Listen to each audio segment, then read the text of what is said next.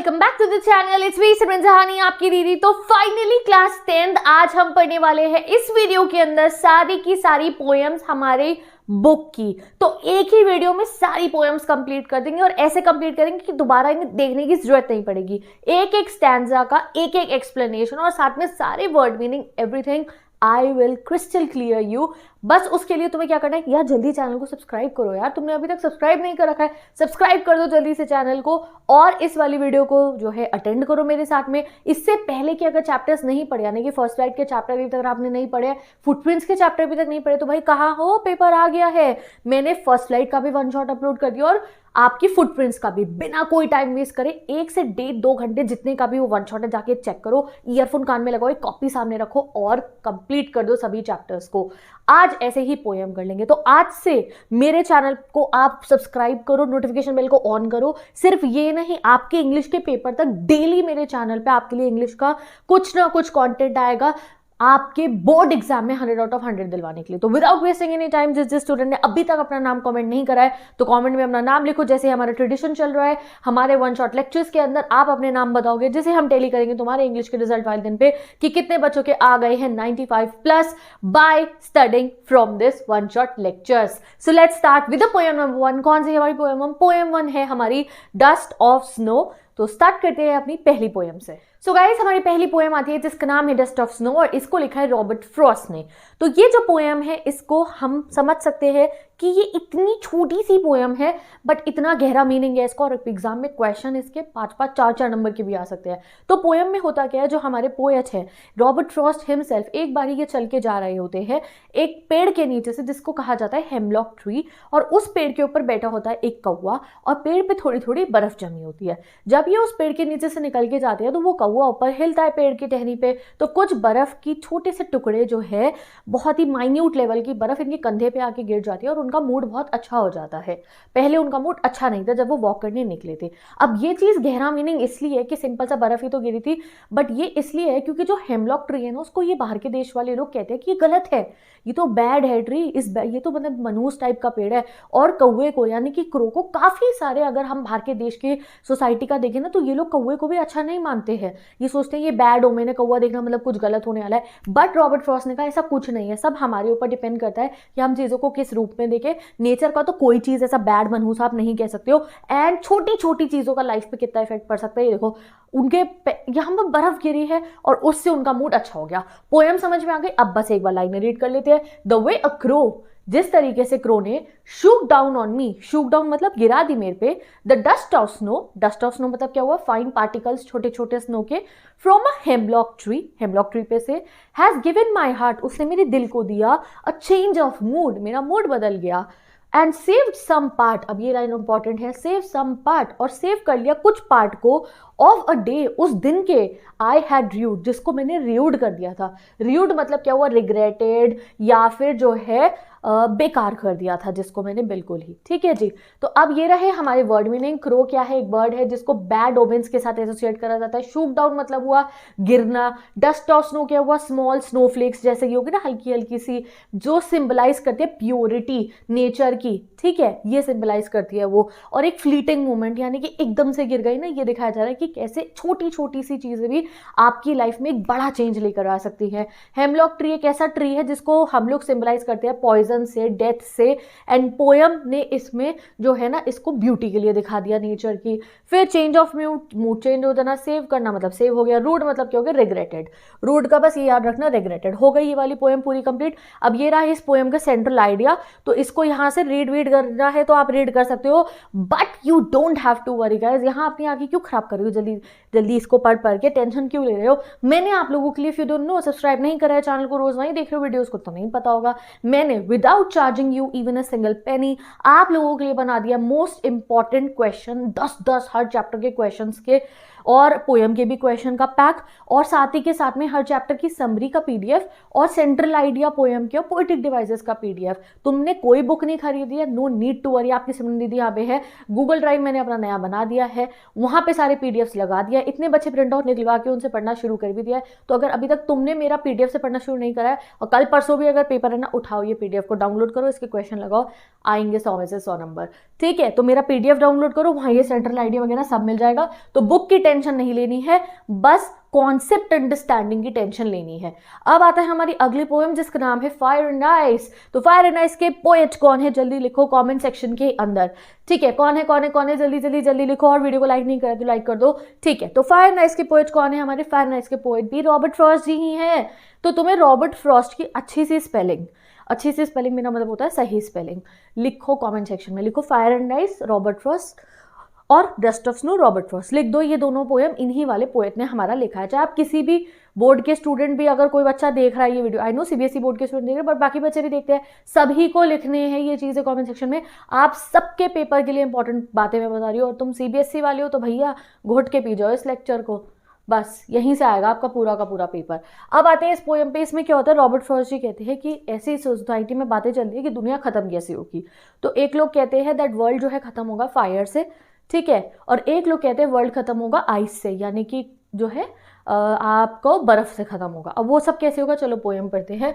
Some say the world will end in fire, वो कहते हैं, कुछ लोग कहते हैं कि वर्ल्ड कैसे खत्म होगा फायर से, and some say in ice, और कुछ लोग कहते हैं आइस से होगा। अब यहाँ पे फायर एक सिंबॉलिज्म है, पता है किसका, हमारे लालच का, हमारी जो महत्व आकांक्षाएं होती है, जो हमारी हर समय जो ना अलग अलग डिज़ायर्स होती हैं, जो हमें हर समय वी ऑलवेज वांट मोर। हम इंसानों का क्या हो गया है, हम किसी को नहीं देखते हैं ना, अपने आसपास वालों को ना नेचर को, हम तरक्की करने के लिए, अपनी लाइफ को बेटर बनाने के लिए इतने लालची हो गए हैं। तो जो पैशनेट डिज़ायर, अनलिमिटेड डिज़ायर्स जो है हमारी, जो कभी रुकने नहीं वाली है, उसका सिंबल है ये फायर। तो वो कह रहे हैं that some say the world will end in fire and some say in ice, कुछ कहते हैं कि आइस से होगी। From what I have tested of desire, but कह रहे हैं जो मैंने खुद भी डिज़ायर को टेस्ट करा है, कि जब हमारे मन में किसी चीज़ की इच्छा हो जाए ना कि हाँ हमें ये चाहिए, तो क्या उसका इफेक्ट पड़ता है। I hold with those who favour fire, मैं उन लोगों के साथ हूँ जो कहते हैं ये आग एक दिन दुनिया को ख़त्म कर देगी। यानी कि आज के समय पे कोई पीसफुल नहीं रह रहा है, सबको हर चीज़ एक लेवल ऊपर जाके चाहिए, हर कोई डिज़ायर से, पैशन से, लालच से भर गया है, और इस वजह से ये एक दिन नतीजा बनेगा हमारे अर्थ के ख़त्म होने का। वॉर होंगे, ठीक है, लालच बढ़ेगा, एक दूसरे पे हमले करेंगे, वॉर होंगे, और दोस्त दोस्त का दुश्मन, भाई भाई का दुश्मन, कल को दुनिया ऐसे ही खत्म होगी। ठीक है, तो ये कहते हैं पहली बारी में यार मैंने भी डिज़ायर को टेस्ट करा है, मेरे में भी कभी कभी ऐसी ही फीलिंग्स आ जाती है, तो फायर से खत्म होगी। ठीक है, अब इसको फायर को आप लिटरल वे में भी ले सकते हो कि भैया ग्लोबल वार्मिंग हुई, इतना टेम्परेचर बढ़ गया, फायर से अर्थ खत्म। ठीक है, बट मेन आपको कंसिडर करना है सिंबॉलिक मीनिंग पे। तो फायर किसका सिंबल है, अब आपको कॉमेंट सेक्शन में लिखना है, नहीं लिखोगे तो पिटाई होने वाली है बहुत बुरी वाली। फायर किसका सिंबल है, सब कुछ लिखना है आपको। फायर सिंबल है पैशन का, फायर सिंबल है डिजायर का, फायर सिंबल है हमारे इंटेंस इमोशंस का। अगर आपने पेपर में इस चैप्टर में से क्वेश्चन है और यही लिख दिया ना, नंबर मिल जाएंगे। ठीक है, अब आते हैं सेकंड पैसेज पे, पैसेज नहीं होता स्टैंजा होता है। अब अगले वो कहते हैं but if it had to perish twice, but अगर दुनिया को 2 बार खत्म होना होता, पेरिश मतलब क्या होता है, नष्ट, तबाह हो जाना, डिस्ट्रॉय हो जाना। ठीक है, अगर दुनिया को 2 बार डिस्ट्रॉय होना होता, I think I know enough of hate, मुझे हेट के बारे में भी बहुत कुछ पता है। दूसरा यहाँ पे वो कह रहे हैं कि आइस, दूसरा जो है ना, दूसरी चीज़ हमने किस पे नाम लगा रहे हैं, आइस पे लगा रहे हैं हम लोग नाम। ठीक है, तो आइस यहाँ पे सिंबल है नफरत का। आपने सुना होगा कि जो लोग काफ़ी ऐसे ना रूड से होते हैं, ठीक है, और ना मतलब कोल्ड पर्सन कहते हैं कि तुम तो बड़े कोल्ड हो चुके हो। मतलब क्या होता है, जो लोग नफरत करते हैं ना, चिड़चिड़े से रहते हैं, दूसरों से चिढ़ते हैं और उनको दूसरों की फीलिंग्स की बिल्कुल केयर नहीं होती, तो हम उनको कहते हैं तो कोल्ड एज आइस है। ठीक है, तो यहाँ पे हमने जो लोग नफरत करते हैं, जिनके मन में बहुत नफरत भरी है, उनको आइस से कंपेयर करा है। तो नेक्स्ट पोएट हमारे ये कहते हैं that if it had to perish twice, अगर दुनिया दोबारा खत्म होगी तो I know enough of hate, मैंने दुनिया में नफरत भी बहुत देखी है। To say that for destruction, अगर डिस्ट्रक्शन की बात कर रहे हो, दुनिया को खत्म करने की हम बात कर रहे हैं, डूम्सडे की, ice is also great, ice भी पूरा वही काम कर सकती है। यानी कि दुनिया में लोगों ने इतनी नफरत हो चुकी है कि एक दिन ये दुनिया को खत्म करके ही मानेंगे, बिल्कुल 100% तरीके से, बॉम्ब फेंक के मारेंगे या जो है किसी और तरीके से करेंगे, ये दुनिया को खत्म नफरत भी कर सकती है। ठीक है, जब प्यार ही नहीं बचेगा तो लोग खुश नहीं रहेंगे, डिप्रेशन से भी जो है ये फिर तो दुनिया खत्म हो जाएगी। That's what he is trying to say. And would suffice, यानी कि आइस ग्रेट भी है एंड वो सफाइस रहेगी। सफाइस मतलब क्या, सफिशिएंट, सफिशिएंट को शॉर्ट में कह दिया हमने सफाइस। तो अब इसके एक बार वर्ड मीनिंग्स देख लो। फायर सिंबलाइज करता है हमारा पैशन, आइस सिंबलाइज कर रही है हमारी हेट्रेड, इमोशनल डिटैचमेंट हो गया, कोल्डनेस हो गई, ये वर्ड्स आपको लिखने हैं, ठीक है। डिजायर स्ट्रॉन्ग फीलिंग हो गई, फेवर मतलब होता है सपोर्ट करना, पेरिश मतलब होता है खत्म होना, हेट मतलब इंटेंस डिसलाइक, और यहाँ पे सफाइस मतलब क्या है, टू बी एडिक्वेट या फिर टू बी एनफ। समझ में आ गया। वो कह रहे हैं फायर और आइस दोनों में ही काबिलियत है दुनिया को खत्म करने की। यहाँ फायर का मतलब जो है डिजायर्स है, आइस का मतलब हेट्रेड है। लिटरल वे में लो तो फायर ग्लोबल वार्मिंग होगा, एक दिन दुनिया खत्म हो जाएगी, पूरा का पूरा टेम्परेचर इतना राइज होगा। और आइस का लिटरल मीनिंग लेना चाहो तो कभी आइस से जाएगी तो भी दुनिया खत्म होगी ही। विद दिस ये पोएम खत्म होती है। हम चलते हैं अपनी अगली प्यारी सी पोएम पे जिसका नाम है a tiger in the zoo. देख रहे हो जल्दी जल्दी 2 पोएम भी कंप्लीट हो गया। टाइगर इन द जू के पोएट कौन है मुझे तो पता ही नहीं, मैं तो बेवकूफ हूँ, मुझे तो याद ही नहीं है भैया, तो मुझे बताने कमेंट सेक्शन के अंदर a tiger in the zoo के जो हमारा पोएम है उसके पोएट का नाम very very very fast. Okay तो ये पोएम है हमारी कुल 4 स्टैंजा की, बट बहुत इंपॉर्टेंट है एग्जाम पॉइंट ऑफ व्यू से, एमसीक्यू हो जाए, शॉर्ट हो जाए, लॉन्ग हो जाए, यहाँ से आता है भाई, मैंने देखा है पेपरों के अंदर। तो चलो पढ़ लेते हैं इस पोएम को। ही स्टॉक्स इन हिज विविड्स। अच्छा पहले मैं बता देती हूँ पोएम में होता क्या है। तो इस पोएम में हमारे को कंट्रास्ट दिखा रखा है, एक टाइगर का जो जू में रहता है, दूसरा टाइगर जो रहता है जंगल में अपने अपने रियल घर में, ठीक है। तो ये पढ़ के आपको पता चलेगा, दुख होएगा आपको कि कैसे हम जिन टाइगर्स को जू में रखते हैं तो उनसे उनका फ्रीडम छिन जाता है, ठीक है। He stalks in his vivid stripes. यहाँ ही कौन है, यहाँ पे ही है टाइगर। तो यहाँ कौन सा पोएटिक डिवाइस यूज होगा, पर्सोनिफिकेशन। लिखो टाइगर में यहाँ पे पर्सोनिफिकेशन यूज है। पर्सोनिफिकेशन मतलब जब हम किसी ह्यूमन जो नहीं है उसको ह्यूमन वाली करेक्टर दे दे। अब टाइगर के लिए इट यूज होना चाहिए था, ही करा है, उसको ह्यूमन जैसा दिखा दिया, दैट्स वाई। तो ही स्टॉक्स, स्टॉक्स मतलब क्या होता है, वॉक करना धीरे धीरे। ये लिखे वर्ड मीनिंग तुम्हारे लिए, ये 24 वर्ड मीनिंग है, इसमें से 10-12 सबसे इंपॉर्टेंट है, इन्हें आपको लर्न करना ही करना है। तो स्टॉक मतलब क्या, कमेंट में लिखो। तो he stalks in his vivid stripe. He कौन है, टाइगर, चल रहा है वो इन हिज विविड। विविड मतलब होता है बहुत ही ब्राइट सी, और स्ट्राइप्स मतलब होता है जो टाइगर की बॉडी पे ये ब्लैक ब्लैक धारियां होती है ना, वो हो गया हमारा। The few steps of his cage. अब टाइगर कर क्या रहा है, वो अपने पिंजरे में, केज में थोड़े थोड़े स्टेप्स चल रहा है, क्योंकि इतना सा पिंजरा है तो फ्यू स्टेप्स ही चलेगा ना भाई। On pads of velvet quiet in his quiet rage. और किस पे चल रहा है वो, अपने पैड्स ऑफ वेलवेट क्वाइट पे। मतलब कि जो हमारा टाइगर है ना, अगर आप टाइगर के पॉज जो उसके पंजे होते हैं उसको उल्टा करके देखोगे तो वो क्वेश्चन जैसे होते हैं, तो इसलिए उसको लिखा है on pads of velvet quite. ऐसे चल रहा है, जब वो चल रहा है तो आवाज़ नहीं आ रही, क्योंकि उसके जो वेलवेटिक कुशनी जो पंजे हैं जब वो चल रहा है उनसे तो बिल्कुल आवाज़ नहीं आ रही है।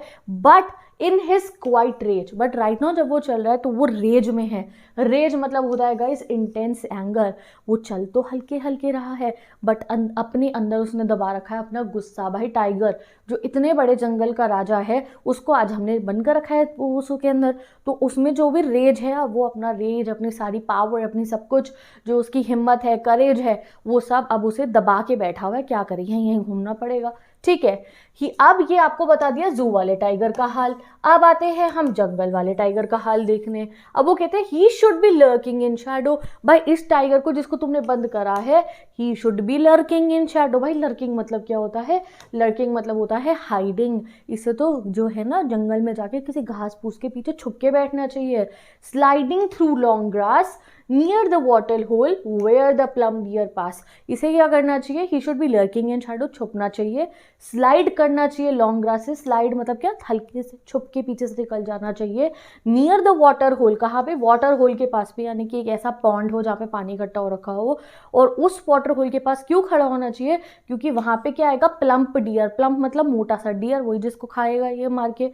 तो ये काम है इस टाइगर का कि ये शिकार करे जंगल में रह के, अपने स्मार्ट स्ट्रेटजी लगा के मूव्स लगाए कि भाई मैं शैडो में 1 मिनट रुक जाता हूँ, डियर आएगा पानी पीने के लिए। वो डिस्कवरी सुन लो, वो वहाँ खड़ा है टाइगर पीछे, वो पानी पीने, डियर आया, वो हल्का सा निकला, झपट्टा मारा, खा गया। This is what he should do. ये है टाइगर का रियल हैबिटेट और ये सब उसे करना है। ही should B snarling around houses. और क्या करना चाहिए उसे, स्नालिंग करनी चाहिए। स्नालिंग मतलब क्या हुआ, अग्रेसिव साउंड, जो गुर्राते हैं ना जोर की, रोर करते हैं बेसिकली जो टाइगर, वो करना चाहिए around houses.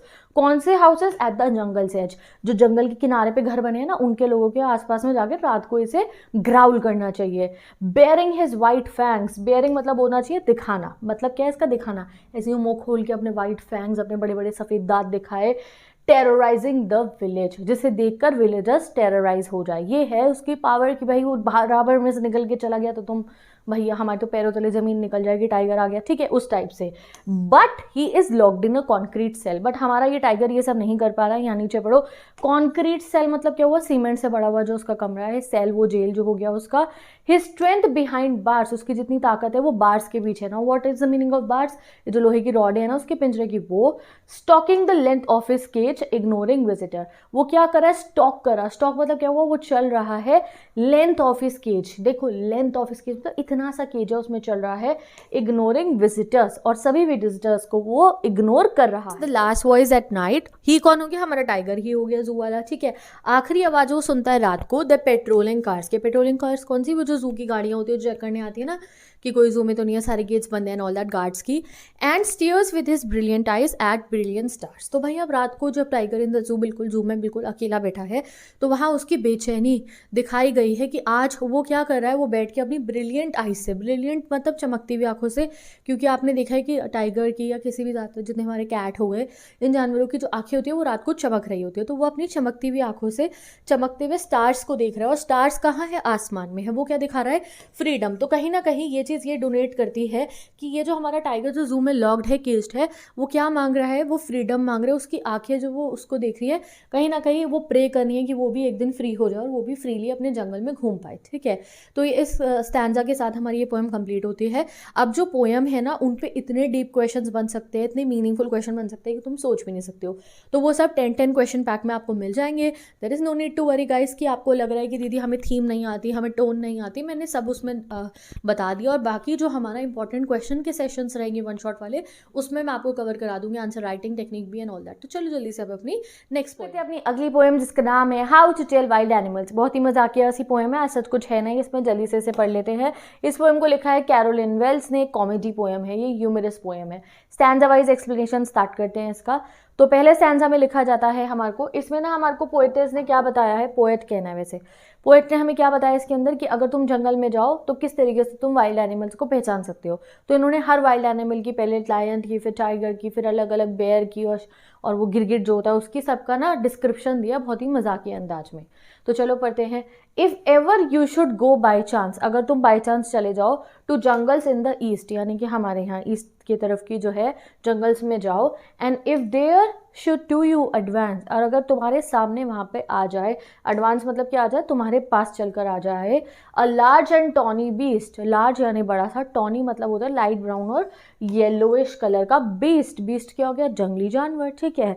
If he roars at you, you are dying, अगर वो तुम्हारे पे रोर करे, मतलब कि जोर की जो है गुर्राए, और तुम्हें ऐसा लगे कि यू आर डाइंग, DYIN क्या लिखा है ये, मतलब तुम्हें लगे तुम मरने वाले हो, you will know it's is the Asian lion, तुम्हें वो पता चल जाएगा कि भाई ये एशियन लायन है, क्योंकि वो बब्बर शेर अगर तुम्हारे सामने दहाड़ देगा तो you will feel like you are dying.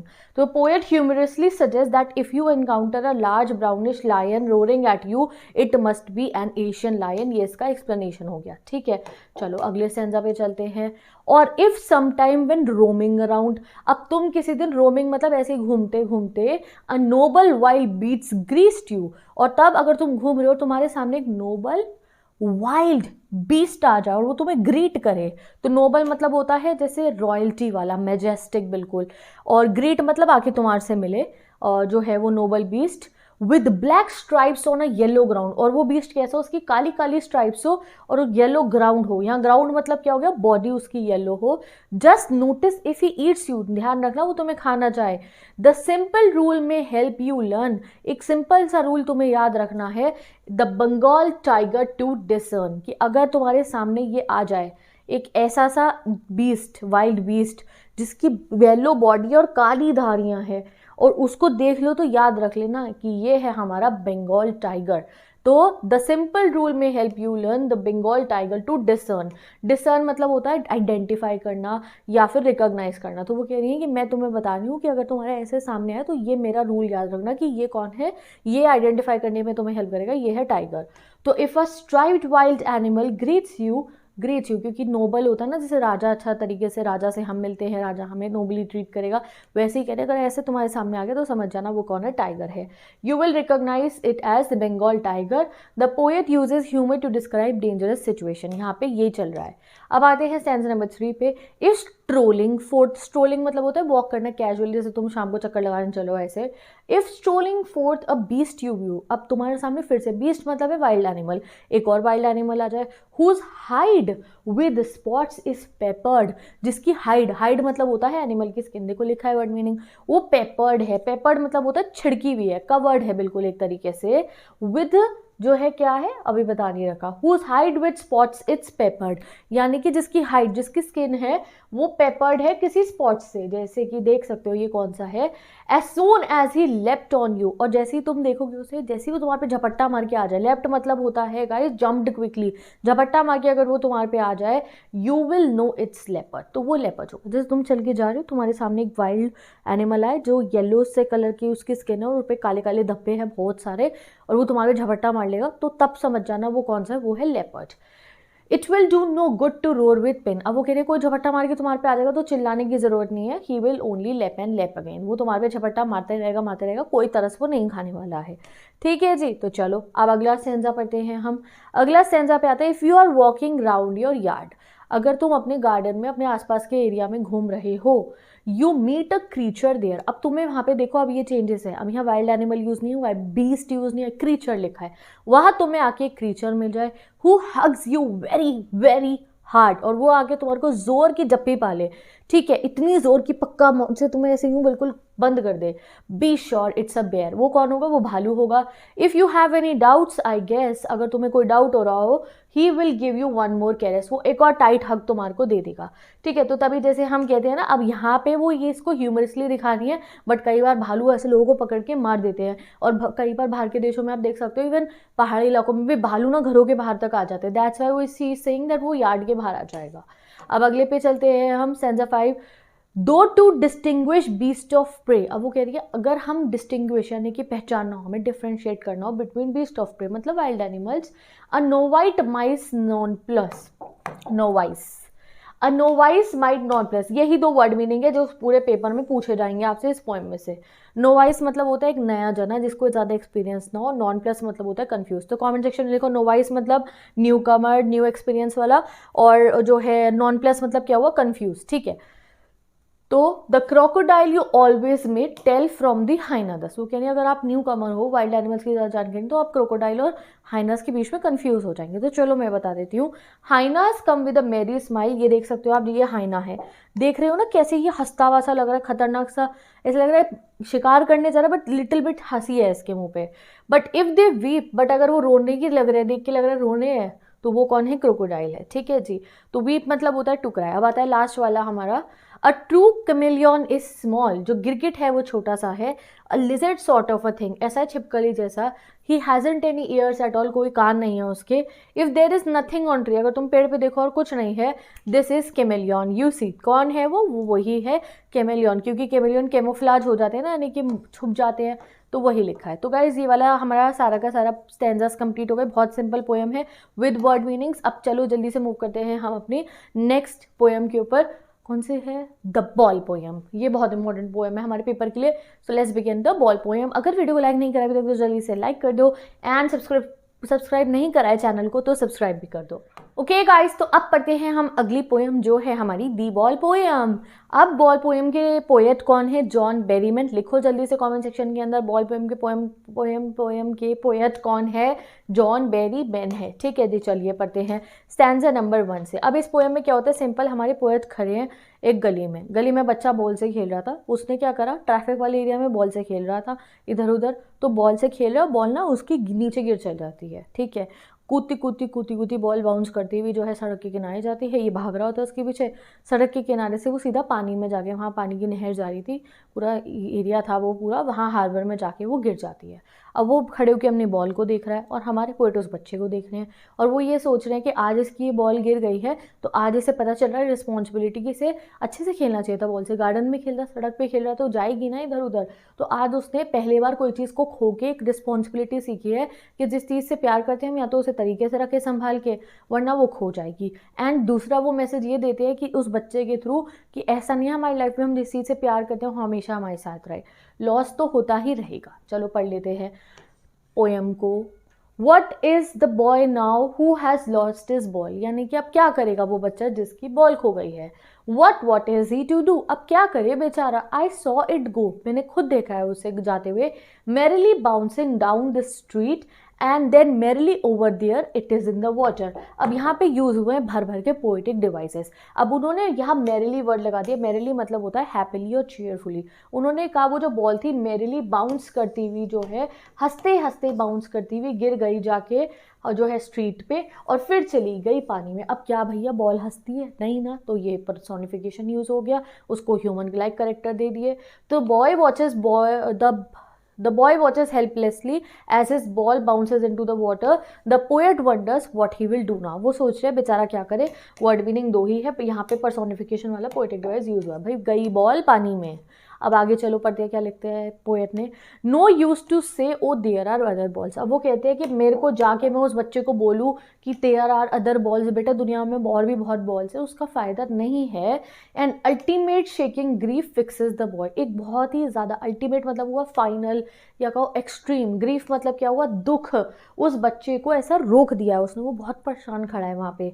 As he stands rigid, rigid मतलब अनमूविंग, बिल्कुल स्ट्रेट खड़ा है। ट्रेम्बलिंग थोड़ा सा शिवर कर रहा है due to the emotions. Staring down at his all his young days into the harbour where his ball went. तो वो ऐसा बहुत शिवर करता हुआ मायूस सा खड़ा है और क्या देख रहा है, उस बॉल को देख रहा है जो उस हार्बर यानी कि वो पानी हार्बर क्या होता है ना, शिप रुकते हैं ना, उसके आसपास में बोट खड़ी है, वहाँ नहर है, नदी है, समुद्र है, उसमें गिरते हुए उसने देख लिया है। और सिर्फ बॉल नहीं गई है, बॉल तो मटेरियलिस्टिक चीज़ें नहीं आ जाएगी, बट उस बॉल के साथ जितनी यादें थी उसकी, जो स्पेशल मेमोरीज थी उसकी प्यारी बॉल के साथ, वो भी चली गई हैं। तो इसका एक्सप्लेनेशन पढ़ो। The boy is deeply sad as he realise that the ball can not be replaced. He stares at the water mourning his loss. तो भाई बॉल रिप्लेस नहीं हो सकती है, नई बॉल आ जाएगी, बट वो जो इमोशनल कंटेंट था उस बॉल के साथ वो तो वापस नहीं आएगा ना। चलिए आगे पढ़ते हैं अब हम। I will not intrude on him, a dime another ball is useless। अब वो कह रहे हैं मैंने चाहता तो उस बच्चे को जाके कहता कोई बात नहीं बेटा, but I will not intrude on him. Intrude मतलब होता है डिस्टर्ब करना, मैं उसे जाके डिस्टर्ब नहीं करूंगा। A dime another ball is worthless. Dime मतलब क्या होता है, आपको स्मॉल कॉइन, जैसे हमारे रुपीज़ में हम कहते थे ना पहले पैसे होते थे, पैसा होता था, जैसे सेंट्स होते हैं अमेरिका में, वैसे ही डाइम भी बहुत स्मॉल करेंसी होती है कॉइन की। तो वो कह रहे हैं इतने सस्ते से कुछ रुपए की बॉल दोबारा आ जाएगी, वो मैटर नहीं करता है। A dime another ball is worthless. Now he senses his first responsibility. आज इस बच्चे ने अपनी पहली रिस्पॉन्सिबिलिटी सीखी है in a world of possessions. Possession मतलब ये दुनियादारी, जहाँ पे आपको अपनी चीज़ों का ध्यान रखना है, उसमें इसने अपनी पहली जिम्मेदारी सीखी है। Thing a person owns. Possession मतलब जो आपकी चीज़ है जिसको आप ओन करते हो, आज उसने उसकी रिस्पॉन्सिबिलिटी लेना सीखा है। तो poet does not want to disturb the boy, he realises that material things can be replace but emotions can not. वो यहाँ पे क्या कहना चाह रहे हैं, भाई मटेरियल थिंग्स तो रिप्लेस हो जाएगी बट इमोशंस रिप्लेस नहीं हो सकते हैं। नई बॉल आ जाएगी बट उस वाली बॉल के साथ जो मेमोरीज है वो नहीं आने वाली है। चलो आगे पढ़ते हैं। People will take balls will be lost always little boy. अब वो अपने मनी मन उस बच्चे को देख के कहते हैं पीपल विल टेक बॉल्स। वो कहते हैं कोई भी चीज़ आपकी लाइफ में आपसे छिन सकती है, balls will be lost always. अब यहाँ पे बॉल मतलब लिटरल बॉल ही नहीं है, वो हर एक ऐसी चीज़ को कह रहे हैं जो हमारे से दूर होती है, वो कभी भी हो सकती है। And no one buys a ball back, money is external. वो कह रहे हैं कोई भी बॉल वापस नहीं लेकर आ सकता है, money is external. So here he is saying that अगर आपसे कोई चीज़ छिन जाए, तो कहते हैं ना पैसे से आप सब कुछ वापस नहीं ला सकते हो। सपोज करो यू लव समवन, वो तुम्हें छोड़ के चला जाए, उसकी डेथ हो जाए, तो क्या आप उन्हें पैसे से वापस ला सकते हो? नहीं ना।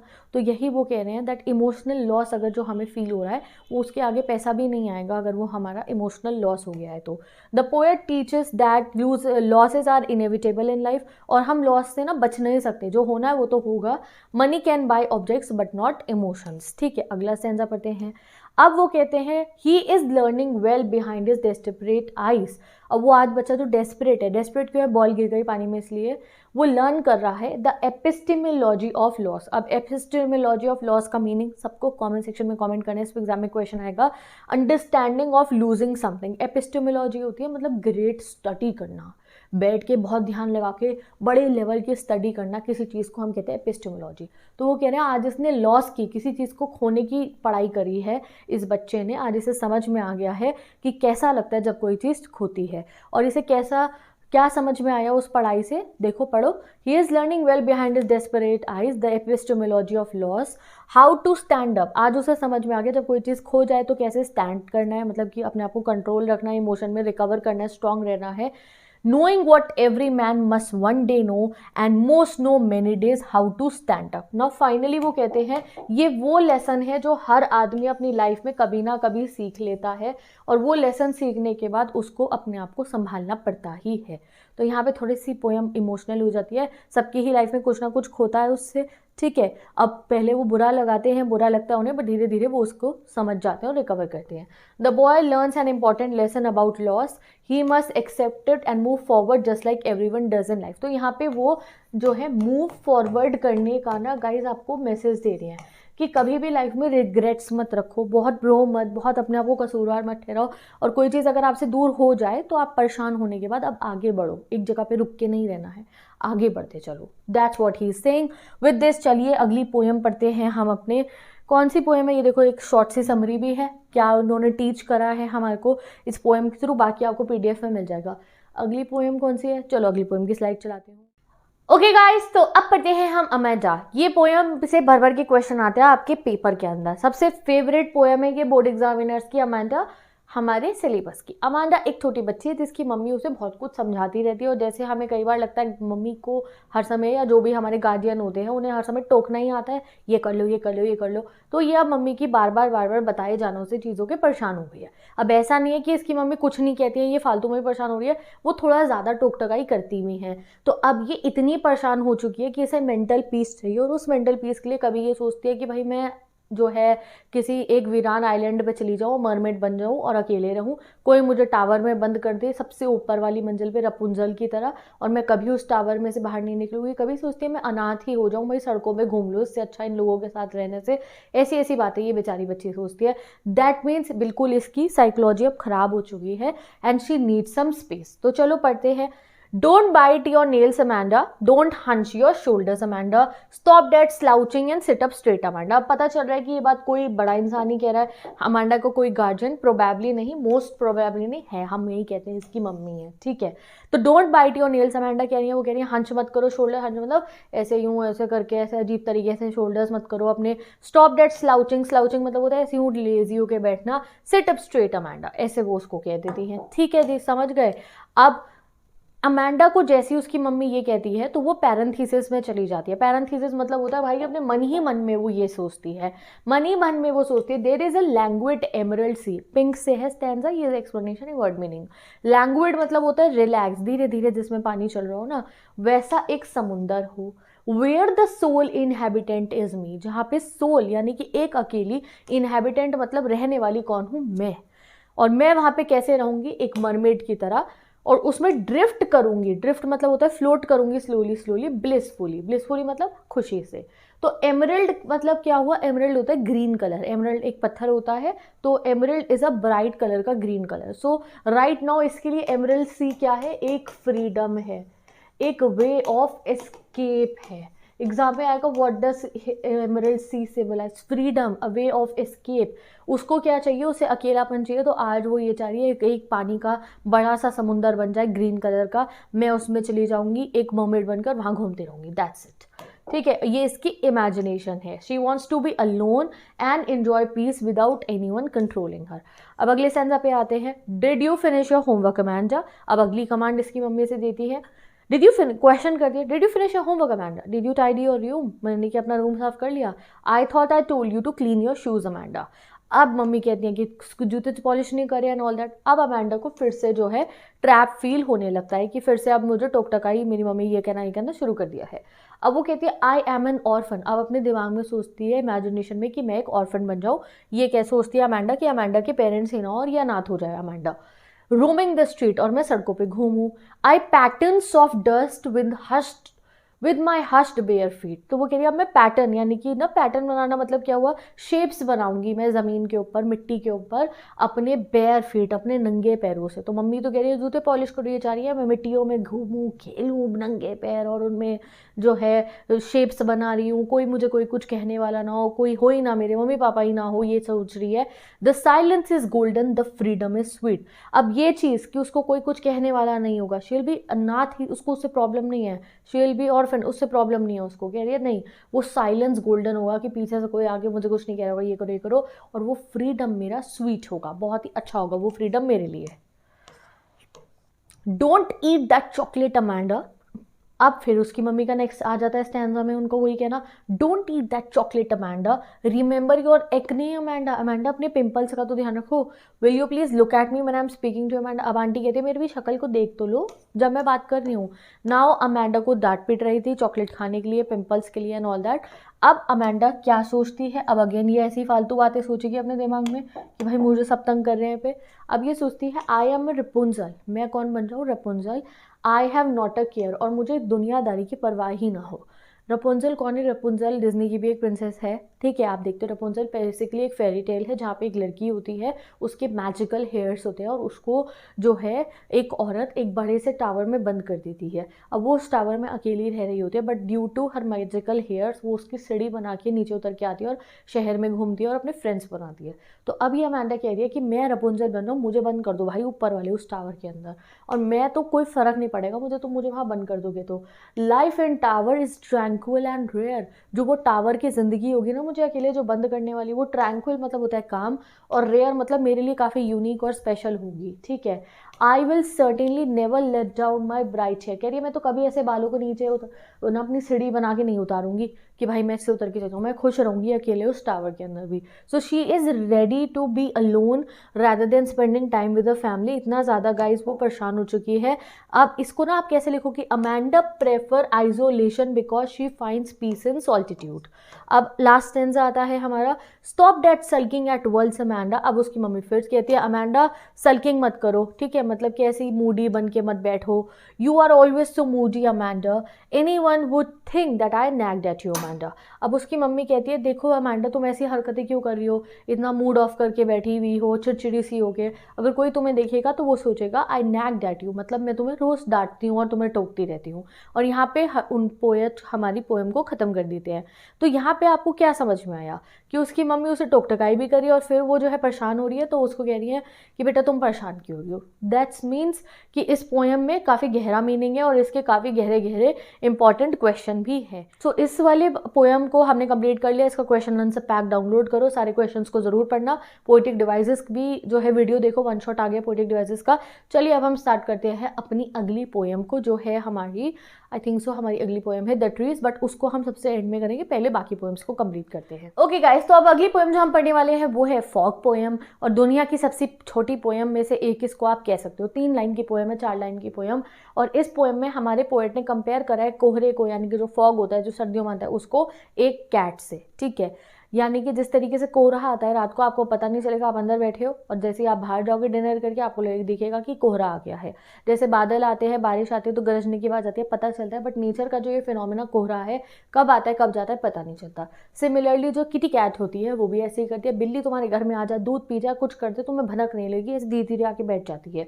तो एग्जैक्टली उन्होंने कैट के चलने की मूवमेंट को कोहरे के मूवमेंट से कंपेयर करा है। बट अनंत वो ये कहना चाहते हैं कि दुनिया में हमारी लाइफ में जो बैड एक्सपीरियंस होते हैं वो ऐसे ही होते हैं, फॉग और बिल्ली के आने की तरह आएंगे, हल्के से आएंगे, तुम्हें पता भी नहीं चलेगा, तुम सोचोगे यार मेरी ज़िंदगी इतनी ख़राब कैसे हो गई, बट डोंट वरी, जैसे आए हैं वैसे ही धीरे से चले भी जाएंगे, तो भी तुम्हें पता नहीं चलेगा। तो कोई भी चीज़ परमानेंट नहीं रहेगी, जो बैड एक्सपीरियंस है वो परमानेंट नहीं रहेंगे, ये वो कहना चाह रहे हैं इस पोएम के थ्रू। जो है एक लिटरल मीनिंग ये है इस पोएम का। तो लाइन नंबर 1 है हमारी ये रही, लाइन नंबर 2 ये रही, सारी मैंने यहाँ लिख दी है। तो पहली लाइन है the fog comes on little cat feet. तो वो कह रहे हैं फॉग कैसे आता है, कैट फीट पे आता है, यानी कि जैसे बिल्ली आती है वैसे ही फॉग आता है। तो the poet compares movement of a fog to cat, just like a cat moves in soft silently, cat के पैर होते हैं ना वो कुशन वाले, वैसे ही fog also arise quietly without making any noise. It sits looking over harbour and city, और वो जो है आके बैठ जाता है ओवर हार्बर, यानी कि हार्बर एक ऐसी जगह होती है जहाँ पे पानी है और वहाँ पे शिप्स लोड हो रहे हैं, शिप रुके हुए हैं हार्बर पे और सिटी पे, आराम से आके हर जगह फॉग बैठ जाता है। तो फॉग हेयर इज पर्सोनिफाइड, यहाँ पे पर्सोनिफिकेशन यूज़ करा है क्योंकि फॉग तो फॉग है, वो बैठ थोड़ी रहा है, बैठते तो इंसान है, तो यहाँ पर्सोनिफिकेशन पोएटिक डिवाइस यूज़ करा है। जल्दी कॉमेंट में लिख दो इसमें पर्सोनिफिकेशन यूज़ हुआ है। The fog is personified as a sitting like a cat, और इधर उधर वो सब चीज़ों को ऑब्जर्व करता रहता है। This suggest that fog spreads over the area and covers everything in a mysterious way. अब आगे पढ़ते हैं। अब आके जब फॉग बैठता है तो वो कैसे बैठता है? It sits looking over harbor and city on silent haunches and then move on. अब जब हमने फॉग के बैठने की बात करी है तो वो कहते हैं फॉग पता है कैसे बैठता है? On silent haunches. हॉन्चेस मतलब होता है नीज को फोल्ड करके बैठना। जब जैसे आप कैट को देखोगे, कैट हॉन्चेस पे बैठती हैं अपने, वैसे ही वो कहते हैं फॉग आके बैठ जाता है एंड देन मूव्स ऑन, और फिर जल्दी से चला भी जाता है और पता भी नहीं चलता। तो fog like cat crouches for a while and then slowly moves away. This describes how fog lingers for some time and then disappears. तो भाई ये पोएम की 3 ही लाइन है। फॉग बिल्ली की तरह धीरे धीरे आता है, आके बैठ जाता है हार्बर और सिटी पे, और फिर बिल्ली की तरह ही हॉन्चेस पे बैठा रहता है घुटनों के बल, और फिर उठ के कब चला जाता है पता नहीं चलता।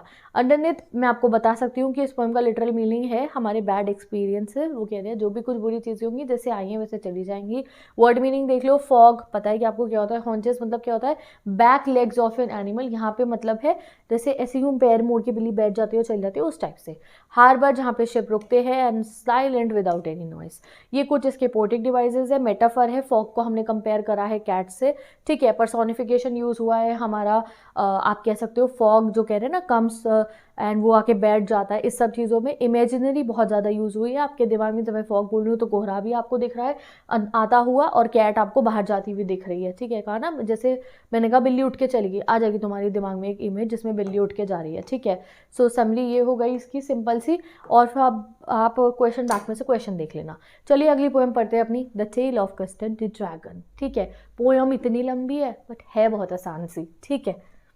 ओके गाइस, तो अब हम पढ़ने वाले हैं अपनी अगली पोएम जो एक बैलेड स्टाइल में लिखी गई है। बैलेड मतलब होता है लिरिकल, गाने के फॉर्म में, और उसके अंदर एक पढ़ा रखी है पूरी की पूरी स्टोरी। तो ज़्यादातर हर पोएम में आप देख सकते हो राइम स्कीम, रिदम होता है, गाने वाला फॉर्म, सॉन्ग वाला फॉर्म। बट ये लिरिकल बैलेड इसलिए है क्योंकि बैलेड वो ऐसी पोएम होती है जिसमें कहानी बताई गई हो। तो इसमें इस पोएम में the tale of the Custard dragon में कहानी बताई गई है। कहानी एक छोटी सी लड़की की जिसका नाम है बेलिंडा, और उसके घर पे अपना प्राइवेट जू है, एक तरीके से आप ये कह सकते हो। उसके पास ना जाने कितने तरीके के पेट एनिमल्स हैं, ठीक है। जू तो नहीं कहना चाहिए, वैसे पेट एनिमल्स ही है। क्या क्या है? एक बिल्ली है, एक चूहा है, एक कुत्ता है, और साथ ही के साथ में उसके पास अपना एक पेट ड्रैगन भी है। वो उनके साथ में अपने छोटे से प्यारे से घर में रहती है, और एक लाल रंग की गाड़ी है उसके पास में, उनमें बैठा के अपने पेट्स को और खुद भी वो घूमती रहती है। तो चलो उस बच्ची से मिलते हैं। क्या नाम है उसका? बेलिंडा। तो Belinda lived in a little white house. Little white house में बेलिंडा रहती है। कोई वर्ड मीनिंग नहीं है इसका एज सच, कोई इस पोएम में समझने का कुछ नहीं है। सिंपल सी पोएम है, सुन लो इसको, ठीक है। With a little black kitten and little grey mouse. किसके साथ रहती है? काला सा बिल्ला है इसका, और एक काला चूहा है। And a little yellow dog, एक येलो कलर का डॉग है। And a little red wagon, wagon होती है छोटी सी गाड़ी होती है, एक छोटी सी गाड़ी है इस पर स्मॉल कार्ट व्हील्स वाली। And a रियलियो ट्रूलियो little pet dragon. Now रियलियो ट्रूलियो क्यों? जैसे मैं कह रही हूँ रियली ट्रूली, तो रियली और ट्रूली को फनी वे में कहने के लिए हमने कह दिया यहाँ पे रियलियो ट्रूलियो, ठीक है। लिटिल पेट ड्रैगन भी है इसके पास में भाई साहब। बेलिंडा की तो बहुत अलग सी बच्ची है ये, इसमें ड्रैगन भी है। अब आगे बढ़ते हैं। Now the name of the little black kitten was Ink. सब कॉमेंट में बताओ भाई बिल्ली का नाम क्या था? बिल्ली का नाम था Ink. The name of the little black kitten was Ink and the little grey mouse she called him Blink. और ग्रे माउस क्या था? ब्लिंक था। And the little yellow dog was sharp as Mustard. जो little yellow dog था वो Mustard था उसका नाम। But the dragon was a coward. But जो ड्रैगन था वो काफ़ी डरपोक सा था। कावर्ड मतलब डरपोक, ठीक है। And she called him custard, और उसका नाम क्या था? कस्टर्ड था, ठीक है जी। कस्टर्ड है हमारे ड्रैगन का नाम। आगे बढ़ते हैं। Custard the dragon had a big sharp teeth. ये एग्जाम में क्वेश्चन यहाँ से आएगा। कस्टर्ड का डिस्क्रिप्शन बताओ। तो उसके बिग बड़े बड़े शार्प टीथ हैं। And spikes on the top of him and scales underneath. Spikes मतलब शार्प पॉइंटेड होते हैं ना पीछे से, ड्रैगन की पीठ जो होती है। स्केल्स है उसके जो है जैसे रेप्टाइल के स्किन्स पे होते हैं, बिल्कुल वैसे ही। Mouth like a fireplace. अब वो ड्रैगन है तो मुंह में से धुआं तो निकलता ही है उसके, और उसकी चिमनी की जैसी नाक है, क्योंकि नाक में से फिर मुंह में से आग निकलती है और फिर धुआं निकल जाता है उसके नाक में से। So mouth like a fireplace, chimney for a nose, and realio trulio daggers on his toes, और उसके जो पैर के पंजे हैं, उसके जो नाखून हैं, उस पर चाकू लग रखे हैं, बहुत ही खतरनाक थी। चाकू क्यों कह रहे हैं वो, क्योंकि जो उसके पैर के टोज के जो नाखून हैं वो इतने ज़्यादा नुकीले हैं, जैसे कि डैगर्स होते हैं ना, नुकीले चक्कू, बिल्कुल वैसे ही। ठीक है, चलो आगे पढ़ते हैं। हमने पढ़ लिया, खतरनाक सा दिखता है हमारा dragon. Belinda was brave as a barrel full of bears. अब बेलिंडा इतनी ज़्यादा ताकतवर है जितना आप भालुओं को भर दो बड़े बड़े बड़े बड़े बड़े बड़े बैरल्स के अंदर। बैरल मतलब ड्रम में 100 भालू भर दो, इतनी ज़्यादा ब्रेव है बेलिंडा। ठीक है, and Ink Blink chase lions down the stairs, और इंक और ब्लिंक तो इतने ज़्यादा चूहा बिल्ली इतने ज़्यादा आप कह सकते हो हिम्मत वाले हैं कि अगर वो आ जाए ना, टाइगर भी इनके घर में या लायन आ जाए तो उसको भगा देंगे ये। Mustard was as brave as tiger in a rage, और लायन लिखना ऊपर वहाँ पे। मस्टर्ड इतना ज़्यादा ब्रेव है कि टाइगर भी अगर गुस्से में उसके सामने आए ना तो टाइगर उससे देख के डर जाएगा। But Custard cries for a nice safe cage, but Custard dragon even वो दिखता तो इतना स्ट्रांग है, वो हमेशा कहता है भाई मुझे अपने सेफ केज के अंदर रहना है, मैं अपने केज जो मेरा पिंजरा है मैं उसी के अंदर जाकर रहूँगा। ठीक है, चलो आगे पढ़ लेते हैं। Suddenly they heard a nasty sound, अब एकदम से उनको सुनाई देती है एक नास्टी साउंड। ठीक है, तभी तो वो कस्टर्ड ड्रैगन को कावर्ड कहते हैं, क्योंकि वो हमेशा केज मांगता था ना, इसीलिए। ठीक है, चलो वो कहते थे कि कस्टर्ड तू तो बहुत डरपोक है, हर समय केज में जाने को कहता रहता है। अब सडनली क्या होती है, एक नास्टी, नास्टी मतलब क्या होती है, कुछ गड़बड़ वाली साउंड आती है। And Mustard growled and they all look around, Mustard जो है ग्राउल करता है, डॉग जैसे गुर्राते हैं, गुर्राता है और सब इधर उधर देखते हैं। मियाओ कहता है इंक, एंड ऊ कहती है Belinda, for there was a pirate climbing the winda, क्योंकि एक पायरेट यानी समुद्री लुटेरा आ रहा था विंडा में से। विंडा क्या है, विंडो को यार इन्होंने विंडा लिख दिया है, और ये जो है सिर्फ ये पोएट्स ही कर सकते, तुम मत कराना, तुम्हारी स्पेलिंग मिस्टेक हो जाएगी। पोएट्स पे लाइसेंस होता है ये सब करने का। ठीक है, चलो आगे पढ़ते। ओके गाइस, तो अब आगे का स्टैंजा पढ़ते हैं कस्टर्ड ड्रैगन का। Belinda पेल्ड and she cried help help, पेल्ड मतलब होता है डर के मारे पीला सा पड़ जाना। बेलिंडा डर जाती है पायरेट को देखकर, कहती है help help, but mustard flood with a terrified Yelp, mustard flood मतलब होता है भाग जाना, मस्टर्ड भाग जाता है विद अ टेरिफाइड येल्प, डर के मारे वो भाग जाता है। Ink trickle down to the bottom of the household, Ink जो है घर के बिल्कुल नीचे जाके छुप जाती है। इंक कौन थी, बिल्ली थी। एंड लिटिल माउस ब्लिंक, और जो छोटा वाला माउस ब्लिंक था strategically mouse hold, mouse hold मतलब होता है जो माउस का वो चूहा सा नहीं होता, उसमें चूहे का जो छेद होता है, वो आपने देखा जेरी का घर था छोटा सा, वहां जाके वो अपने घर में छुप जाता है। ठीक है, अब आगे पढ़ते हैं क्या हुआ। बट अब जब custard snorting like an engine, और तभी बेलिंडा को बचाने कौन आता है, कस्टर्ड। और कैसे आता है, स्नॉटिंग करता हुआ, यानी कि जोर की सांस लेता हुआ आता है, जैसे कि इंजन नहीं आता जू जू करता हुआ, बिल्कुल वैसे ही।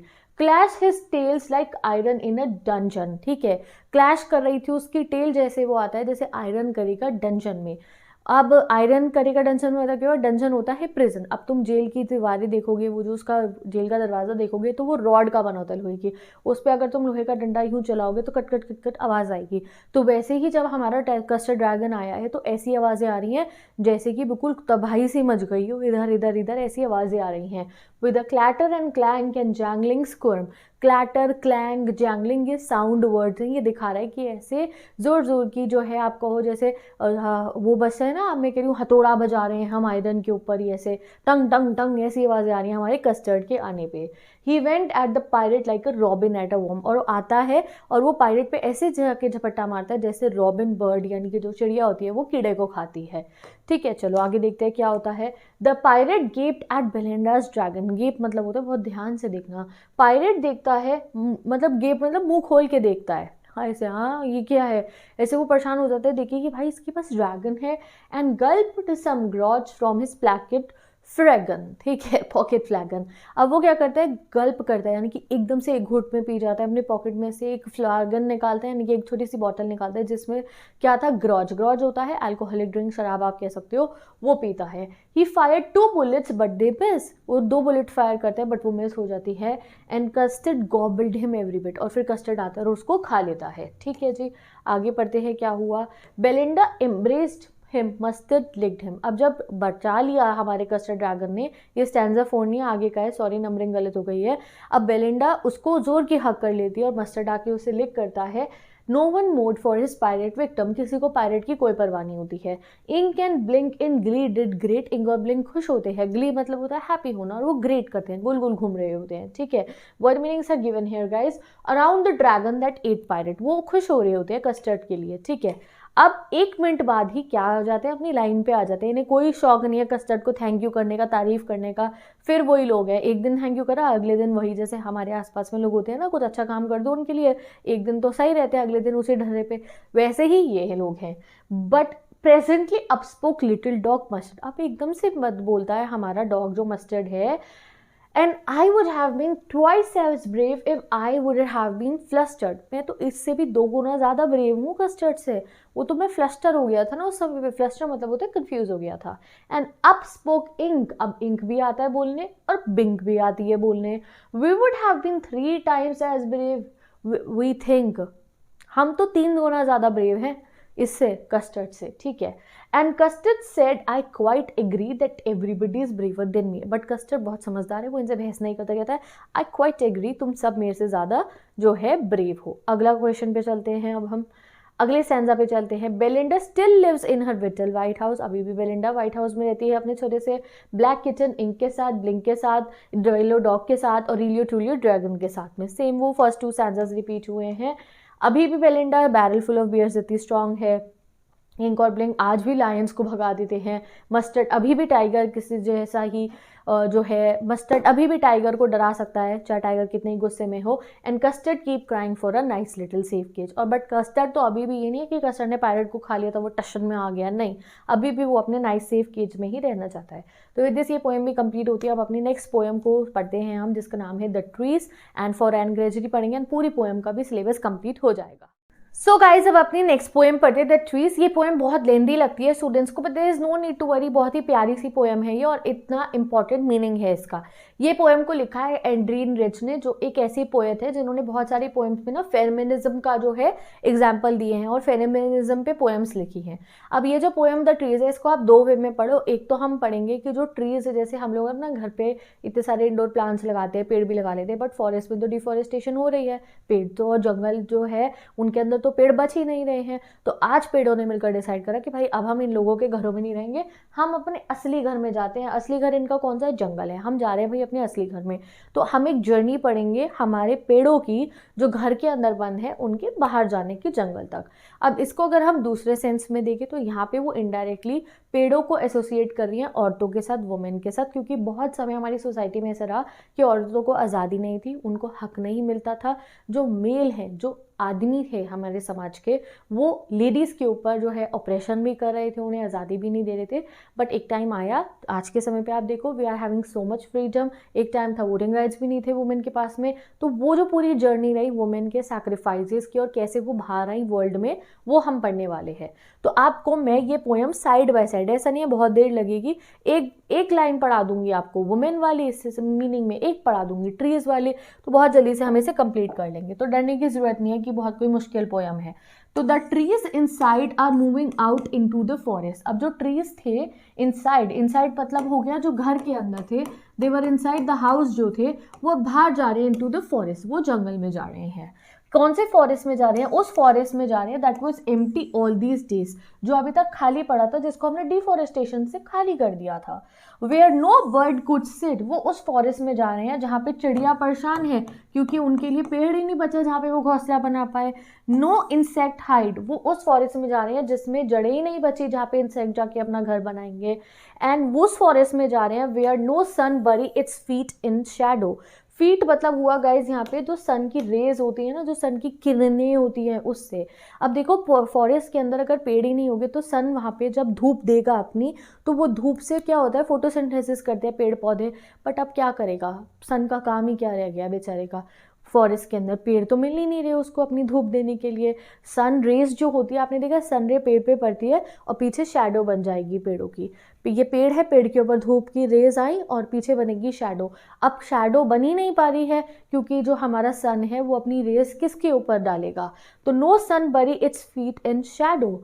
The forest that was empty all these night, but जो फॉरेस्ट इतनी रातों से खाली था, will be full of trees by morning. तो कल सुबह तक, बोलो आपकी रात को है, अब अगली सुबह तक पेड़ भर जाएंगे पूरे के पूरे फॉरेस्ट में, क्योंकि पेड़ों ने स्ट्रेटेजी बना ली है कि हम बाहर जा रहे हैं। ओके जी, अब इसको हम वुमेन के पॉइंट ऑफ व्यू से हाथों हाथ पढ़ लेते हैं अभी, ठीक है। चलो बढ़ते हैं। तो द ट्रीज को हम कहेंगे द वुमेन इनसाइड, जो औरतें घरों के अंदर बंद थी, जिन्हें अलाउड नहीं था, फ्रीडम नहीं था, are moving outside in the forest, यहाँ फॉरेस्ट हो जाएगा वर्ल्ड। वो फॉरेस्ट यानी कि वो दुनिया, वो वर्ल्ड जो अभी तक वुमेन के बिना एम्प्टी थी। तो आप खुद सोचो कि अगर वुमेन होंगी ही नहीं सोसाइटी के अंदर, अपने उधर कितना खालीपन लगेगा ना, कितनी गलत चीज़ है ये। बट एक समय था ऐसा ही होता था, वुमेन को फ्रीडम ही नहीं था। तो यही वो कहा जा रहा है कि आज औरतें उस समाज में जा रही हैं, उस वर्ल्ड में जा रही हैं, डिफरेंट डिफरेंट काम करने के लिए, जॉब करने के लिए, एजुकेशन सीख करने के लिए, जहां अभी तक उनको अलाउड नहीं था, ठीक है। द फॉरेस्ट यानी कि जो वर्ल्ड अभी तक वुमेन के बिना था, अधूरा था, पॉलिटिक्स की फील्ड कहो आप, या फिर आप कहो हमारा एजुकेशन की फील्ड कहो, बहुत सारी ऐसी फील्ड थी जहाँ पे वुमेन को कुछ अलाउड नहीं, घर पे रहो खाना बनाओ। But now the time is changing, वो कह रही हैं अब ऐसा समय आ चुका है दैट वुमेन को भी पूरा फ्रीडम मिल रहा है, वो घरों से बाहर जा रही हैं, सैक्रिफाइस कर रही हैं टू अटेन फ्रीडम, ठीक है। चलो अगला सेंजा पढ़ते हैं अब हम। हमारा अगला सेंजा आता है all nights the root work. अब पूरी रात जो घर के अंदर पेड़ थे, पहले पेड़ वाले स्टाइल में पढ़ेंगे, वो उनकी जो जड़ें थी वो वर्क कर रही थी, यानी कि वो कुछ काम कर रही थी। क्या काम कर रही थी? टू डिसएंगेज, डिसएंगेज मतलब खुद को छुटकारा दिला रही थी। किससे? From the cracks in the veranda floor. अब देखो, अगर आप ज़मीन पे देखोगे पेड़ को लगा हुआ, तो कई बार कई लोग ना अपने घर के आंगन में, वरांडा मतलब आंगन में, एक पेड़ लगा देते हैं। अब वो घर के आंगन में ना पत्थर वाला फर्श डल रखा होता है, तो जो पेड़ की जड़ें हैं वो तो इसमें दब चुकी हैं ना, वो तो इस वरांडे का जो फ्लोर के क्रैक्स आ जाते हैं, कई बार पेड़ की जड़ें ऊपर को उठ के आ जाती है जो है फर्श के ऊपर, और वो क्रैक हो जाता है पूरा का पूरा पत्थर। तो अब वो खुद को उसमें से बाहर निकाल रहे हैं, पेड़ की जड़ों को लेकर ही तो बाहर निकलेंगे, तो वो तोड़ रहे हैं खुद को और बाहर निकाल रहे हैं कि हमें आज बाहर जाना है, हम इस घरों के अंदर नहीं रहेंगे। The leave strain towards the glass, ये जो पेड़ की पत्तियां हैं ये ग्लास पे स्ट्रेन मतलब हुआ प्रेशर डाल रही हैं, ठीक है। अब प्रेशर क्यों डाल रहे हैं? क्योंकि उन्हें ग्लास क्या हो गया, खिड़की खोल के उन्हें बाहर जाना है। Small twigs stiff with exertion, small twigs भी अपनी तरफ से धक्का लगा रही हैं, ठीक है। And long cramp boss, long मतलब क्या हुआ, लंबी लंबी, क्रैम्प्ड मतलब क्या होता है, मुड़ी हुई, टेढ़ी मेढ़ी। बाउस मतलब होता है गाइस टहनियाँ, बड़ी बड़ी जो पुरानी टहनियाँ होती हैं पेड़ की। शफलिंग अंडर द रूफ, वो क्या कर रही है गाइस, वो शफल कर रही है कि भाई हम इस घर से बाहर निकल जाएं, पूरी कोशिश कर रही है। Like newly discharge patient half days moving to the clinic doors, बिल्कुल वैसे ही ये पेड़ की टहनियाँ बुड्ढी बुड्ढी भी बाहर निकलने की कोशिश कर रही है। जैसे एक न्यूली पेशेंट होता है ना, जिसको डिस्चार्ज हुआ होता है, तो वो बहुत ही ज़्यादा खुश होता है अपने घर वापस जाने के लिए, जो हॉस्पिटल में उसका ख्याल रखा जा रहा है, बट स्टिल जब उसे कहता है आप डिस्चार्ज हो रहे हो, उसमें हिम्मत भी नहीं होती, ताकत भी नहीं होती, बट वो ऐसे ही लड़खड़ाते हुए बाहर जाते हैं बहुत खुशी से। वैसे ही पेड़ों के साथ है, पेड़ की पुरानी पुरानी टहनियों के साथ है, आज वो बाहर जाने के लिए बहुत ही ज़्यादा खुश है और बहुत ज़्यादा एक्साइटेड है। Now let's study it from the women point of view. All night the roots work मतलब क्या हुआ, एक यहाँ पे अब वुमेन का एक रात में नहीं हो गया हमें फ्रीडम, एक रात नहीं, कितने ही ज़्यादा सेक्रीफाइसेस हुए हैं हमारे, so many long nights and days के बाद हमें ये फ्रीडम मिला है। पहले हमारी जो जितनी भी औरतें थी जिन्होंने फ्रीडम स्ट्रगल में पार्टिसिपेट करा, जितना भी अपने आप को जो है इक्वल राइट्स दिलाने के लिए, उन्होंने खुद को डिसएंगेज करा from the roots. Obviously roots किस चीज़ के, जो सोसाइटी की कंस्ट्रेंट है, ये नहीं करना, ये नहीं करना, ये नहीं करना, जो जड़ें हमें जकड़ के रखा हुआ था, खुद को उन्होंने उससे बाहर निकाला, ठीक है। The leave strain towards the glass, जो ग्लास क्या हुआ, हमारे ऊपर एक प्रेशर बना रखा था ना, ये नहीं करना, ये नहीं करना, ये नहीं करना, अब उसको हमने तोड़ा, ठीक है। स्मॉल ट्विग्स ने भी काम करा, यानी कि छोटी छोटी बच्चियों ने भी पूरी कोशिश करी, बूढ़ी बूढ़ियों ने भी बहुत कोशिश करी। ये सारी औरतों का मिक्स्ड एफर्ट है कि आज जाके girls we are living this life, कि हमारे पास फ्रीडम है। एक टाइम था जब नहीं था। ओके चलो अगला स्टैंजा पढ़ते हैं अब हम। I sit inside door open to veranda writing long letter. अब यहाँ आई कौन है, हमारी पोएट है, वो कह रही है मैं आज अपने घर में बैठी हूँ अपने कमरे में, और मेरे कमरे से बाहर वरांडा या आंगन वो दिख रहा है, और मैं बैठ के कुछ लेटर्स लिख रही हूँ, in which I scarcely mention the departure of the forest from the house. और उनमें मैं कहीं ना कहीं लिख रही हूँ वही सब जहाँ पे जो है मैं देख रही हूँ, जो अपने सामने कुछ कुछ उसमें रिफ्लेक्ट कर रही हूँ और लिख रही हूँ। अब वो अपने सामने क्या देख रही है कि जो फॉरेस्ट है जो खाली हैं वहाँ पे पेड़ उठ के बाहर जा रहे हैं और पोयम लिख दी ना उन्होंने, तो ये आइडियाज़ उनको अपने घर में रात को बैठे हुए आ रहे हैं और वो लिख रही हैं ये सब चीज़ों को कि किस तरीके से जो पेड़ है वो घर से बाहर जाना चाहते हैं और वो बाहर जा रहे हैं। ठीक है, द नाइट इज़ फ्रेश, कह रही है वो रात बहुत फ्रेश है, बहुत ही अच्छा लग रहा है आज मुझे। द होल मून शाइन्स, पूरा का पूरा जो चांद है वो चमक रहा है, ये शो कर रहा है फ्रीडम, वाइटलिटी, हैप्पीनेस। ठीक है, in a sky still open, बिल्कुल ओपन स्काई में। स्काई क्या हो गया? ओपन स्काई, फ्रीडम का सिंबल है। द स्मेल ऑफ लीव्स, के लिए जो लीव्स है उसकी खुशबू और लाइकेंस की खुशबू, लाइकेंस जो पैचेस होते हैं पेड़ पे उसकी, still reaches like a voices into the room, कह रही वो खुशबू इतनी तेज़ है मानो मुझे उसके साथ में कुछ सुनाई भी दे रहा हो, ऐसी वो खुशबू है। जैसे बातें कर रहे हो आपस में पेड़ और कह रहे हो आज हम बाहर जाएंगे, वो मेरी बातें मुझे कानों में सुनाई दे रही है और उनकी खुशबू मुझे मेरे कानों में सुनाई दे रही है। ओके, अब अगर हम इसको वुमेन के पॉइंट ऑफ व्यू से देखें तो वो कह रही है I sit inside doors open to the veranda, मैं अपने घर के वरांडा में बैठी हूँ और मैं बड़े बड़े लेटर्स में मैं कहीं ना कहीं शायद जो है, अब वो लेटर लिख रही हैं और कहीं ना कहीं अपने दिमाग में रिफ्लेक्ट कर रही हैं, सोच रही हैं जितने संघर्ष औरतों ने करे हैं, जो जो प्रॉब्लम्स औरतों ने फेस करी हैं, जो अब भी करी हैं और शायद आने वाले समय में करनी पड़े, and how they will deal with it, वो बैठ के ये सोच रही हैं। वो कह रही है द नाइट इज़ फ्रेश, अब समय बदल रहा है, मतलब होल मून शाइन कर रहा है, and sky still open, women के लिए भी अब पूरा स्काई ओपन है, अपॉर्चुनिटीज़ ही अपॉर्चुनिटीज़ हैं।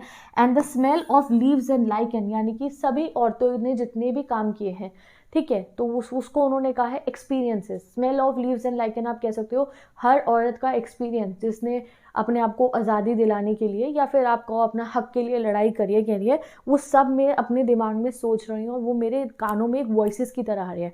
जैसे कि आप इंस्पिरेशन के लिए कभी सोचोगे और अगर आप स्टडी करना चाहोगे ना कि वुमेन को फ्रीडम कैसे मिला, वोटिंग राइट्स कैसे मिले, तो आपको लिस्ट ऑफ वुमेन का नाम पता चलेगा, इन्होंने करा, इन्होंने करा, इन्होंने करा, इन्होंने करा, and then you will understand कि ये इतना आसानी से हमें नहीं मिला है। तो that's what she is saying कि आज तो बहुत फ्रेश नाइट है, आज तो हम लड़कियां जो है हमें फ्रीडम मिला है, we are living a happy life, but वो सब एक कॉन्स्टेंट एफर्ट के बाद हुआ है बहुत सारी औरतों के। ठीक है, अब लास्ट स्टैंजा पे जाते हैं हम। नाउ लास्ट स्टैंजा में वो कहती है my head is full of whispers, whisper मतलब है फुसफुसाना, कि मेरे कान में बहुत सारी फुसफुसाने की आवाज़ आ रही है, विच टुमारो विल बी साइलेंट, जो कल साइलेंट, जो कल चुप हो जाएंगी। अब यहाँ वो पेड़ की बात करें तो भाई पेड़ खुश होकर कह रहे हैं हाँ हाँ जल्दी बाहर जाओ, जल्दी बाहर जाओ, हम कल जो है फॉरेस्ट में पहुँच जाएंगे। तो ऑब्वियसली जब कल पेड़ चले जाएंगे तो वो आवाज़ें बंद हो जाएंगी। लिसन कहती है, लिसन रुको, द ग्लास इज ब्रेकिंग, यानी कि पेड़ों ने विंडो को तोड़ दिया। The trees are stumbling forward, stumbling मतलब होता है लड़खड़ा के चलना, कह रही है पेड़ लड़खड़ाते हुए बाहर जा रहे हैं, इनटू द नाइट, उस रात में। Winds rush to meet them, और उनसे वैसे ही वो बाहर गए तो विंड यानी कि हवाएं उनसे मिलने आती है। The moon is broken like a mirror, अब moon is broken like a mirror, एक चीज टूट गई तो ये एक तरीके का ना ट्रांसफॉर्मेशन दिखा रहा है। Moon is broken like a mirror, moon क्या है, शाइनी है ना, तो मिरर क्या होता है, एक शाइनी ऑब्जेक्ट है, तो वो कह रही है मून इज ब्रोकन, एकदम से मून टूट गया, दैट मीन्स आ गए हमारे पेड़ बाहर, वो जो इतने समय से चल रहा था कि हम बंद करके रख रहे हैं पेड़ों को, वो चीज़ का ट्रांसफॉर्मेशन हो गया। And its pieces flashes now in the crown of the tallest oak, और जैसे ही पेड़ बाहर जाके खड़े हुए तो मून जो है ऐसा लगने लगा कि उनके सर पे क्राउन की तरह है, जैसे कि एक ओक ट्री जो घर में बंद था वो बाहर गया, तो मून अब ऐसा लग रहा है जैसे कि वो भी मून उनके सर पे क्राउन की तरह बैठ गया हो। जैसे अगर आप रात में अगर बाहर जाओ और पेड़ को देखोगे ना, लंबे से किसी पेड़ को, क्योंकि ओक ट्री लंबा होता है, तो अगर उसके पीछे चांद होगा तो आपको ना चांद यूँ टूटा हुआ दिखाई देगा। ये फोटो देखो, इसके आगे पेड़ आगे तो देख लो चांद टूटा हुआ दिखाई दे रहा है, और ऐसा लग रहा है चांद क्राउन यानी कि एक ताज बन के इस पेड़ के सर पे बैठा है। तो कहीं ना कहीं पूरा नेचर अब ट्रीज का वेलकम कर रहा है, एक चेंज आ गया है कि जो पेड़ पहले अंदर से अब बाहर आ गए। एंड फाइनली जो है ये आपका स्टैंजा कंप्लीट होता है, ट्रीज के पॉइंट ऑफ व्यू से ये पोएम कंप्लीट। अब आते हैं वुमेन के पॉइंट ऑफ व्यू पे, वो कहती है my head is full of whisper, whisper क्या हुआ, मुझे बहुत सारी आवाज़ें आनी है कान में, बहुत सारे बातें मैं सुन रही हूँ, इस लेडीज़ के साथ ये हुआ, ये हुआ, ये हुआ, उसने ये अत्याचार सा, उसने ये अत्याचार सा, उसको ये अपॉर्चुनिटी नहीं मिली, ये नहीं मिली, कि आज के समय पे अभी जो है मुझे बहुत बातें सुनाई दे रही हैं, बट टुमारो वो सब बंद हो जाएंगे। बट एक दिन ऐसा आएगा, जितने कॉन्स्ट्रेंट लगे थे लड़कियों पे, ये नहीं करना वो नहीं करना, आज के समय पे वो हट रहे हैं ना, के लिए एक दिन ऐसा आएगा जब वो सब हट जाएंगे। Listen the glass is breaking, यहाँ ग्लास मतलब ऑब्वियसली सोसाइटी के कॉन्स्ट्रेंट, एक दिन आया ना, ग्लास ब्रेक हो चुका है, ठीक है, आगे और होगा। तो वो कह रही listen glass is breaking into the night, अब जो है औरतें घरों से बाहर निकल रही हैं, and winds rush to meet them, ठीक है। अब जब हम औरतें बाहर गई तो हमें winds rush to meet them मतलब आप समझ सकते हो कि हमें जाके बाहर की सोसाइटी ने एक्सेप्ट करा, ठीक है। हमने वहाँ पे जाके अपनी अलग अलग फील्ड्स में अपना योगदान दिया। The moon is broken like a mirror, और जैसे ही औरतें बाहर वर्ल्ड में आई कुछ ना कुछ काम करने के लिए, तो ये एक ट्रांसफॉर्मेशन हुआ ना। पहले औरतों को आज़ादी नहीं थी, हक नहीं था कि वो कुछ काम करे, घर बनाओ, खाना खाओ, खाना बनाओ, ये सभी कहा जाता था। But right now world is changing, तो ये चेंज दिखाया है। Moon is broken like a mirror, एक चेंज हो गया है। And its pieces flash now in the crown of the tallest oak. और क्राउन क्या होता है? क्राउन एक पावर का सिंबल है ना। क्राउन कौन पहनता है? जिसके पास पावर है, राजा, रानी, महारानी, वो पहनेंगे क्राउन। तो अब फाइनली ये कह रही है कि जैसी औरतें बाहर गई हैं तो उनके पास पावर आ गई है। जैसे एक महारानी के पास पावर होती है, एक इंसान जो राजा है, रानी है, उन पे जैसे पावर होती है रूलर पे, वैसे ही जब औरतें बाहर आई हैं तो उनकी लाइफ में उनको खुद को ही देखो जीने की आज़ादी नहीं थी, तो आप अपने लिए फैसले नहीं ले सकते हो, अपने लिए अच्छा काम नहीं कर सकते हो। बट नाउ औरतों के पास अपना क्राउन है, ठीक है, और वो अपने फैसले खुद ले सकती हैं। तो विद दिस ये वाला पोएम हमारा कंप्लीट होता है। आपको एग्जाम में दोनों ही पॉइंट ऑफ व्यू से पूछा जा सकता है, फीमेल पर्सपेक्टिव से भी और जो है ट्री के पर्सपेक्टिव से भी। तो जो मैंने क्वेश्चन पैक के क्वेश्चन कराए हैं वहाँ से आप पढ़ लेना कौन से क्वेश्चन फीमेल पर्सपेक्टिव वाले, कौन से आपके ट्री पर्सपेक्टिव वाले हैं। फिर दिस ये पोएम कंप्लीट होती है और अब जल्दी से आखिरी पोएम कंप्लीट करते हैं फॉर एंड। फाइनली गाइस अब पढ़ते हैं अपनी आखिरी पोएम इस पूरे की पूरे 10th इंग्लिश के सिलेबस की, फॉर एन ग्रेजरी। इस पोएम में एक लड़की है जिसका नाम है एन ग्रेजरी, उसके बाल है गोल्डन ब्राउन कलर के, एंड उसको जो हमारे पोएट है वो समझाते हैं। अब पोएट कौन है भाई, मैं तो भूल गई, जल्दी कमेंट करो, ठीक है, कमेंट करो कमेंट सेक्शन के अंदर हमारे पोएट कौन है उनके सही नाम के साथ। तो वो एन ग्रेजी को समझा रही होती है कि देखो तुम इतनी सुंदर दिखती हो और तुम्हारी इतनी सुंदरता के सबसे गहरा राज है तुम्हारे सुंदर सुंदर के येलो कलर के बाल। एंड यू नो जब भी कोई लड़का तुम्हारे को पसंद करता है, तुम्हारे से प्यार करता है, तुम्हारे लिए डेस्परेट रहता है, दैट वो तुम्हें ही चाहता है कि ही वॉन्ट कि तुम उसकी गर्लफ्रेंड बनो, तो उसका एक रीज़न यही है कि उसे तुम्हारी शक्ल से प्यार है, तुम्हारे बालों से प्यार है, जैसे तुम ऊपर से दिखती हो, फिजिकल अपीयरेंस से तुम्हारे प्यार है। शायद ही कोई लड़का होगा जो तुम्हारा असली नेचर, जैसे तुम इंसान हो, इमोशंस पे तुम्हें जज करके तुमसे प्यार करेगा, ठीक है। तो वो कहती है मैं अपने बालों का रंग बदलवा लूंगी। ऐसा थोड़ी होता है कि सिर्फ शक्ल पे कोई मुझे प्यार करता है। तो वो कहीं ना कहीं उसे सीख दे रहे हैं दैट आजकल दुनिया में जो है लोग सिर्फ और सिर्फ जो है फेस वैल्यू पे ही एक दूसरे को प्यार करते हैं। तो never shall a young man throw into despair, ऐसा कभी नहीं होगा कि कोई young man thrown into despair, यानी कि वो जो परेशान है कि तुम उसकी गर्लफ्रेंड बन जाओ, वो young man by those great honey coloured ramparts at your ear love you for yourself alone and not your yellow hair. कोई ऐसा लड़का नहीं होगा जो तुमसे प्यार करता हो जो सिर्फ तुम्हें तुम्हारे लिए प्यार कर रहा होगा। जो भी तुम्हें प्यार कर रहा होगा वो तुम्हारे बेसिकली जो ग्रेट हनी कलर्ड रैम्पार्ट्स है ना तुम्हारे कानों पे, उनके लिए करेगा। रैम्पार्ट्स क्या होते हैं गाइस? रैम्पार्ट्स ना जो फोर्ट होते हैं, जो बड़े बड़े किले होते थे ना, तो उनके बाहर दीवारें लगी होती थी कि कोई आके अटैक ना करे। तो वो कह रहे हैं जो तुम्हारे कान है ना, तुम्हारे कान एक तरीके का किला है, और जो तुम्हारे बाल है वो एक तरीके के रैम्पार्ट्स है। वो तुम्हारे कान जो है वो उसको जो है ना बाल तुम्हारे जो वो कानों को ढक लेते हैं। जैसे अगर मैं अपने बाल खोल के आगे कर लूँ तो मेरे कान ढक जाएंगे ना, तो वो ऐसे उसके बालों को प्रेजेंट करे जैसे बड़ी बड़ी सुंदर दीवारें होती है ना किसी फोर्ट की, तुम्हारे बाल भी वैसे ही सुंदर सुंदर बड़े बड़े हनी कलर्ड यानी कि येलोइश कलर के है। और कोई भी अगर लड़का तुमसे प्यार करता है ना तो वो तुम्हारे इन खूबसूरत बालों को देखकर, तुम्हारा फेस को देखकर ही तुम्हारे से प्यार करता है। एंड कोई ऐसा लड़का नहीं होगा पूरे वर्ल्ड में जो तुम्हें प्यार करेगा सिर्फ तुम्हारे लिए, ना कि तुम्हारे इन येलो हेयर के लिए, ठीक है। अब वो क्या जवाब देगी इनको? वो कहती है but I can get a hair dye. ऐसी अगर बात है कि कोई से मेरे बालों के लिए प्यार करता है तो मैं बालों को रंगवा लूंगी। And set such colour there, कोई और रंग करवा लूंगी, ब्राउन और ब्लैक और कैरेट, ब्राउन ब्लैक रेड कुछ भी करवा लूंगी। That young man in despair, जिससे कि जो यंग मैन डेस्पेयर में है। अब यहाँ पे मैं तुम्हें बताऊँ, वैसे डेस्पेयर मतलब होता है सैड होना, ट्रबल होना, बट यहाँ डेस्पेयर यार अपना पढ़ाई आता है मेरे मुंह पे, तो प्यार में डेस्पेयर, ठीक है। जब कोई इंसान प्यार में भी होता है तो भाई दुख भी होता है, परेशानी भी होती है और अच्छा भी फील होता है, ठीक है। तो वही चीज़ है, थ्रोन इनटू डेस्पेयर मतलब है यहाँ पे प्यार में पड़ना। वो कहती है कि अच्छा अगर हर लड़का मेरे से सिर्फ और सिर्फ मेरे बालों के लिए प्यार करता है तो मैं अपने बालों का रंग बदलवा लूंगी। I want that young man in despair, यानी कि जो भी लड़का मुझसे प्यार करे, मे love me for my self alone, वो सिर्फ मुझे मेरे लिए प्यार करे, इसलिए नहीं कि मेरे बाल कैसे दिखते हैं।